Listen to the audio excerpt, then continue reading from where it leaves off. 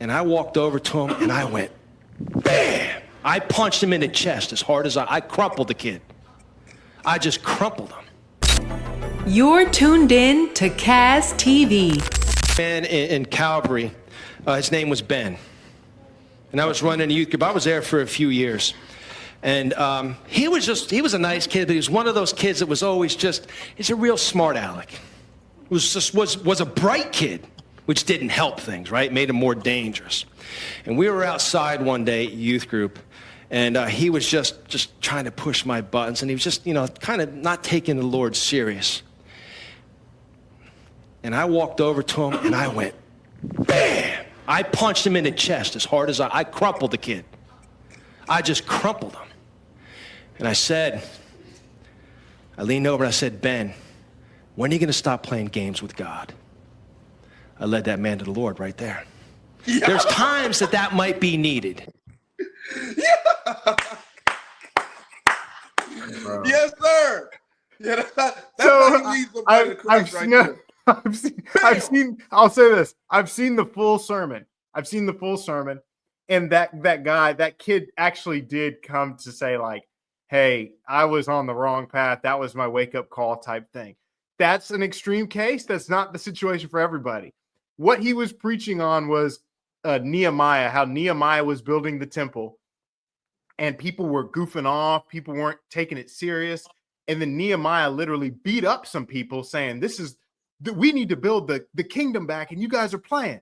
Kind of like, Chris, we were teammates in college, right?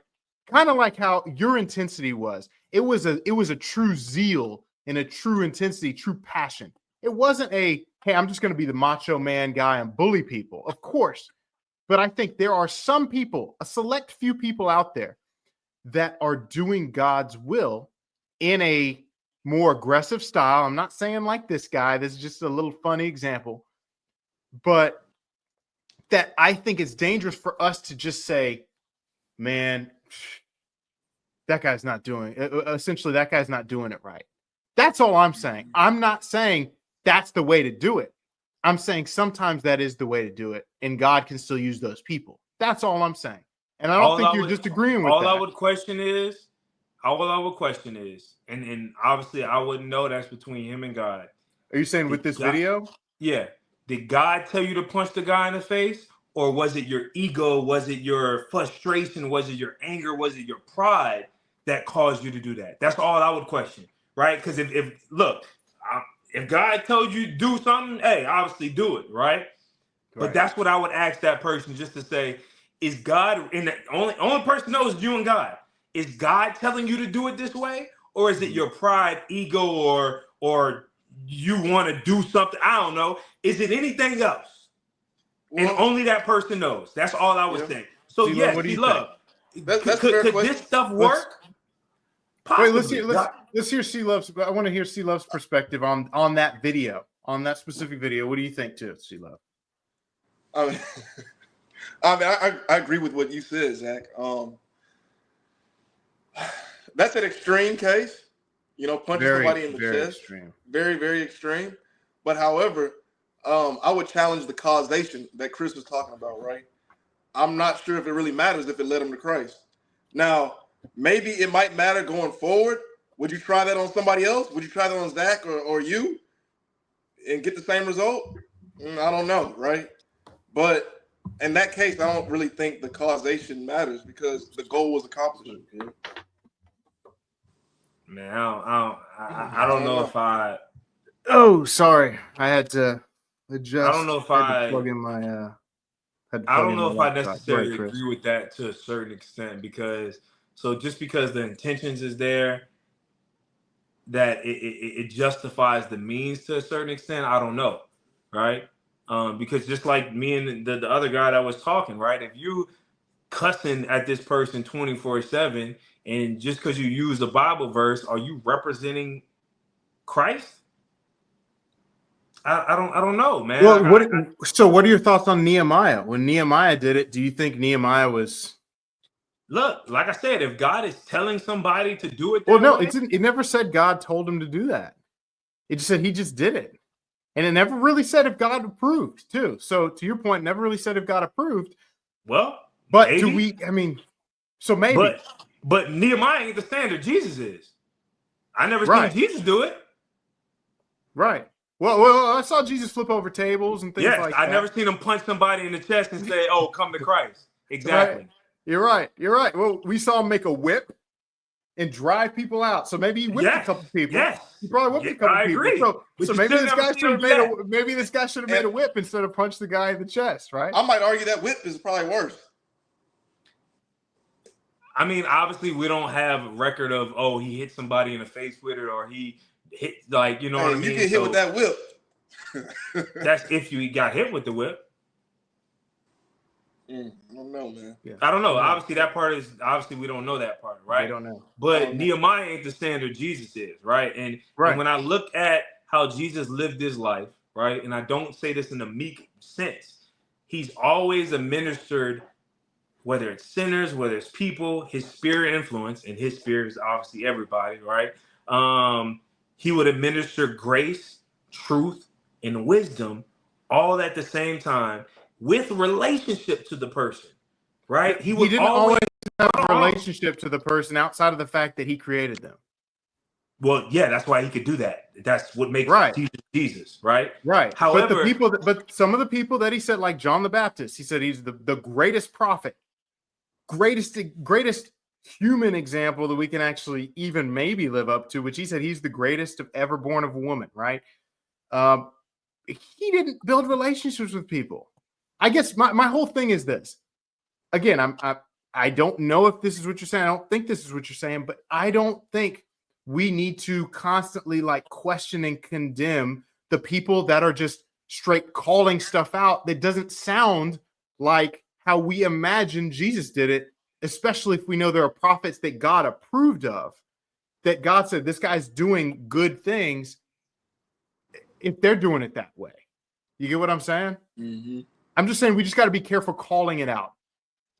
Again, I'll say this. I would say the opposite too, right? I said they got to be careful of calling it out too. Calling what out? Whatever they're calling out, right? So I guess, yeah, sure. Yeah. Jesus said, be careful how you judge, because that same standard of judgment will be held against you. So I agree. If you're making a whole profile of building yourself up and just saying, you're wrong, whether God is telling you that's on you, right? Well, only you and God knows. But I would question, what is that person for that person? What are you doing that's discipling people and bringing them to that place, right? How are you conducting that, right? Because yes, cool. If God's telling you to do that, look, then that's what you do, right? But if that's what you're doing and you're not doing all the other stuff too, I'm coming into question man, I don't know. Is it you or is it God? Well, Chris, you said that person delivering the message, they need to be careful, right? Everybody needs to be careful, but yeah. Well, I would say even we need to deliver the message like Jesus. Jesus got killed. Wait, hold on, pause. Why do you say it in such a wimpy He got killed for his message. So it's does it matter how I deliver it? Wait, why do you say it in such a wimpy way though? What do you mean a wimpy way? I'm not. You was saying you're gonna deliver it like Jesus. Why do you say that like that's a bad way? Because that's what you're making it seem like. That is I'm not saying it's a wimpy way. Let's start there. I'm not saying it's a wimpy way. The way you said it, okay. But the way that you're forming your argument makes it seem like it's a more softer way than anything else we've talked about. So okay, hold on. This is what I'll say to bring it together real quick. This is what I'll say to bring it together. My issue, I think what Chris is saying is check your heart before you check other people. Is that essentially what you're saying, Chris? Check your heart before you check others, right? And I think that's what Jesus taught. And how? And how? Check your heart and before you check others and how you check others. So both. Yeah. I don't think there's a problem with that. I don't think Love sees a problem with that either. I think where it becomes tricky in our world, in our culture, is we base how well someone delivered a message based on how the person responded. And I don't think that should be the standard. of how well a message was given, which is why I think C-Love was bringing in the fact that they crucified Jesus. So, for example, someone gives a go ahead. So my only question is, and I'm saying in a general sense, right? Mm-hmm. We talking just a teacher and a student kind of relationship. Whose responsibility is for the student to receive the message? The student. 100%. Jesus said, the Bible says, work out your own salvation in fear and trembling. It's not the messenger's job. My salvation is not the messenger's responsibility. Right. All you're doing is being obedient. You're just relaying the message. Yes. It's one, even the messenger, it ain't you that's saving people at all, right? It's the Holy Spirit, right? That's 100%. Doing the work. My question is, if you are a teacher, right, it's your responsibility to, I mean, C-Love, you a teacher, right? Mm-hmm.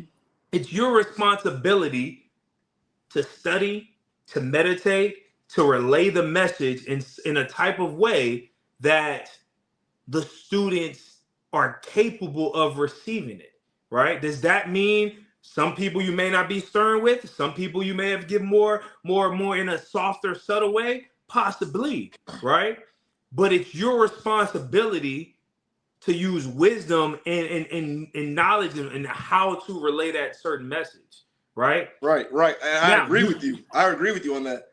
And that comes with me knowing my students. But when it comes but when it comes to Christ and his message, I'm trying to save people, right? It's not always an individual, I know this person, I know that person. Now that can happen with the people that I know, with my friends, family, those people. But total strangers, sometimes you don't have the opportunity to take the time to get to know them and relay the message and sit down, meet me at Starbucks, let's do a Bible study. We don't have time for that, right? So that's why I made the point earlier that the street preacher, he's out. So let me ask you this. I just want to ask you this. Yes, let me ask you this. Because you're saying, oh, we don't have the time for that, right? And we talking about us individual lives, right? Because clearly I don't think God is, I mean, we're not on the corner street preaching, right? Not yet. So, well, yeah, maybe not yet, right? So, but C-Love, we talking about on your day-to-day life, right? When God places somebody in your path, right, to maybe you got to talk to them, maybe you got to administer the gospel in some type of way, call them up, whatever you want to call it, right? Yeah. You do, to a certain extent, have time to, whether you know them prior or have a great relationship or anything, you do have time to sit down, hear them out, listen to them, administer the grace, truth, and wisdom all in that moment. Now, do you have the 10 hours to do that? Possibly not. I'm not saying that, right? But when God sends you certain people, I think it's your responsibility to say, okay, how can I? Because a lot of times, man, if we're being honest, a lot of people don't know nothing, right? They're coming at it with their preconceived notions and their trauma and their past experiences. So they're just trying to understand this thing, right? And if you can't, quote unquote, to a certain extent, break it down so that they can receive it in a certain type of way, obviously the Spirit got to do what he do, right? Then you need to maybe learn how to do that. Now, if we talking about to a certain extent, right? Let's say the last time we had a conversation, right?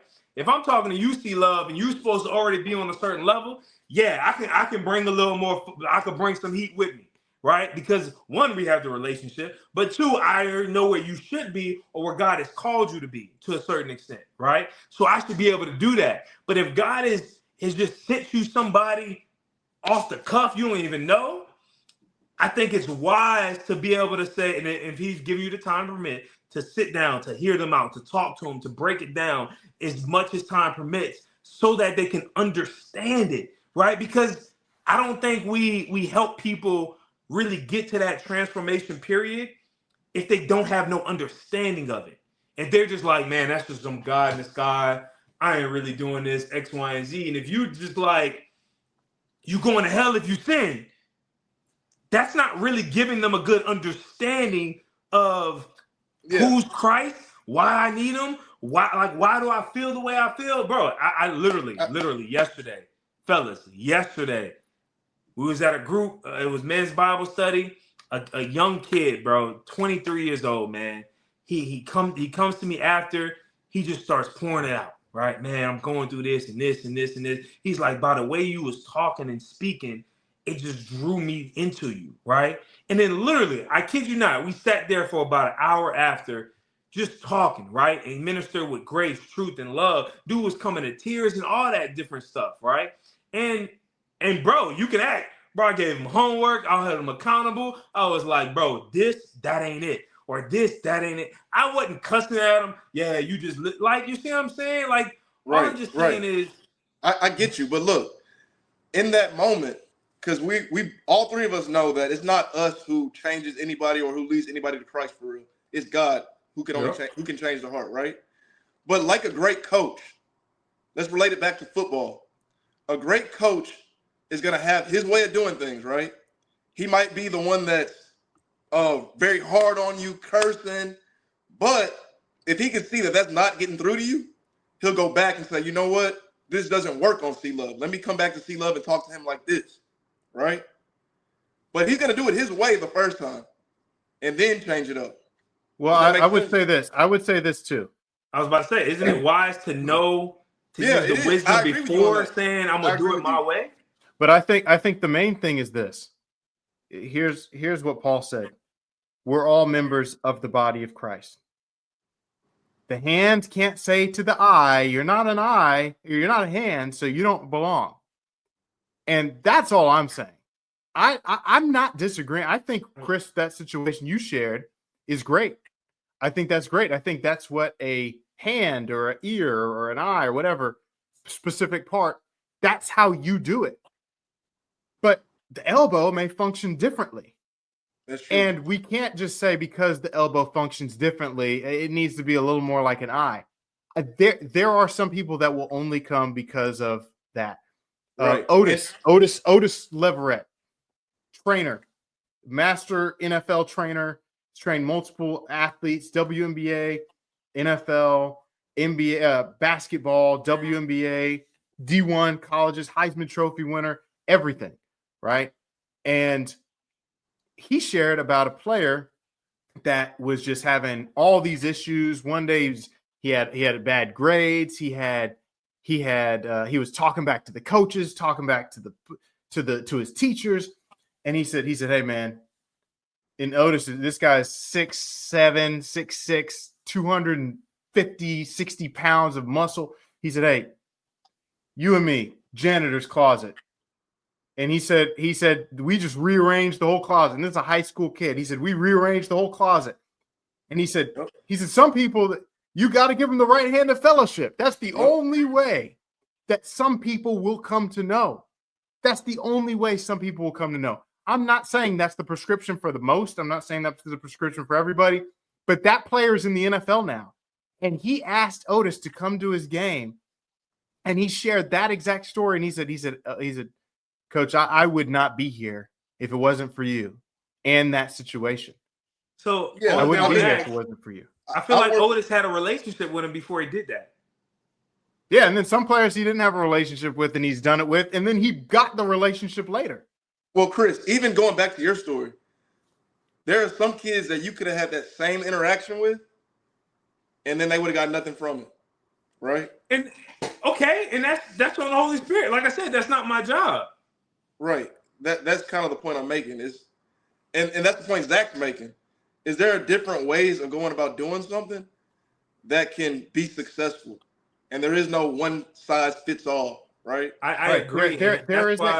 I'll even say this. I'll even say, Chris, most situations, I'll even give you this. I'll say most situations are like what you said. That's how you reach most people. The way you're saying, 100%. I'm saying there's some extreme cases. Now let's say this.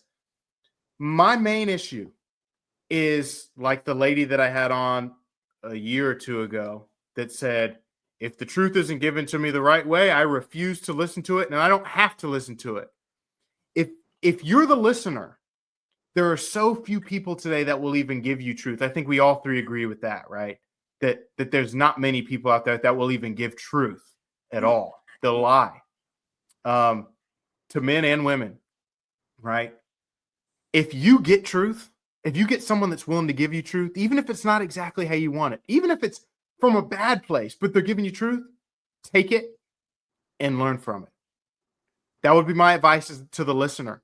Now, to the speaker who's giving the teacher, the person that's giving the message, do everything you can to give the best message possible for the most people in the way that God says you should, in the way that Jesus did. Yep. I think that's pretty I agree. explanatory with what we all say. Yeah, I think we all agree with that. Yeah. I agree, because yes, it is the responsibility of the listener to say, okay, whether it's given to me in any type of way, I can still receive it. Yes. However, again, it's just like the whole woman and man thing, right? I'm talking about the speaker, because it's his responsibility. He's given the message. Do your work, right? Now, if you, like I said, if God is telling you to do this, cool. I think it's like being a father, Zach, right? You know, there's sometimes you can be stern on Noah. Other times you got to be a little more gentle and talk him through it, right? If you're one of those fathers that's just always stern, he gonna hate you, right? Like he gonna resent you, right? Or whatever the case may be. It ain't the most conducive thing to y'all relationship, right? And that works the opposite way too. If you always love, coddle him, and say that don't work either, right? So I'm saying, as Christians, right, we have to be prepared, trained, and have learned how to do both, right? When God says, hey, fire and brimstone time, you got to do that right hand. Yeah, you can administer that, right? If he's like, okay, I need you to lead this person, right? I need you to guide them. I need you to use grace, truth, and wisdom and all of these different things. I need you to do this in a gentle manner. You got to be able to do both, right? Yeah. So, and I don't think it's a pass to just say, oh, this is how God made me. Like, no. Oh, no, bro, I agree. I agree.